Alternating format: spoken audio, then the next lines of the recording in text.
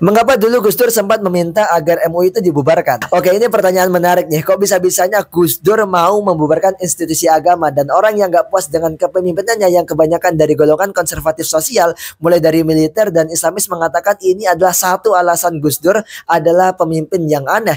Mereka benar, tapi tidak hal yang mereka pikirkan. Pertama, orang itu harus akui kalau Gus Dur itu unik. Dia bukan tipikal politikus dan cara berpikirnya beda dengan prinsip orang-orang timur lainnya.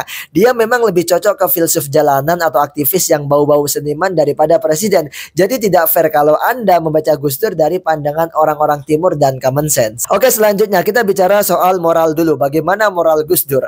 Gus Dur memiliki moral yang berkutat pada kebebasan dan humanisme. Moral Gus Dur dapat dilihat dengan kasusnya dengan Inul yang bersengketa dengan MUI pada waktu itu, dengan ungkapannya yang berbunyi, jika suka silahkan lanjutkan, dan jika tidak suka silahkan pindahkan channel televisi kita, dan Inul akan tamat dengan sendirinya tanpa dicekal. Jadi sekarang ada kontras dengan MUI dan Gus Dur. MUI memandang moralitas sebagai aturan yang harus ditegakkan oleh negara.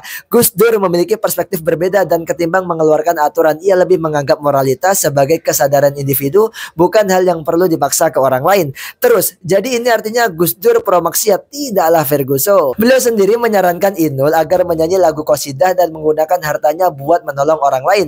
Jadi Gus Dur lebih bisa melihat lebih luas soal moralitas. Itu bukan soal maksa orang, tapi mengubah karakter orang. Inul yang disuruh nyanyi lagu qasidah, ia pasti berangsur lama-lama akan meninggalkan dangdut sama goyangannya. Dan Anda mungkin yang Kristen melihat ini tuh familiar kan? Ya, memang Gus Dur bertindak seperti Yesus di sini, di kisah Yesus dan wanita bezina dan dengan orang-orang berdosa. Yesus ditantang oleh Rabi Yahudi untuk menghukum wanita bezina, dan yang Yesus lakukan adalah memberikan compassion ketimbang menuruti Taurat secara saklek. Ini tuh juga jadi alasan kenapa Gus Dur populer di kalangan orang Kristen. Moralitas Gus Dur yang cenderung mementingkan kebijaksanaan dan kasih dibandingkan aturan legal memang masuk akal dalam hukum kasih yang ditanam dari sejak sekolah minggu.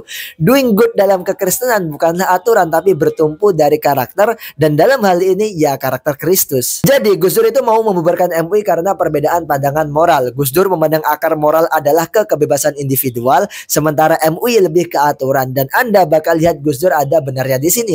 Anda bisa bikin petisi Blackpink, nggak ngiklan di Shopee, tapi apakah fans mereka berkurang? Nggak sih kayaknya. Anda tinggal lihat komen IG-nya Jennie pas dia kena skandal pacaran. Itu orang Indonesia semua. Fancamnya Jennie yang pakainya seksi pun juga bisa Anda akses di YouTube. Dan Gus Dur memang memiliki moral yang berbeda. Beliau kalau dinilai dia adalah penganut virtu etik yang kuat dalam aspek kebebasan individunya.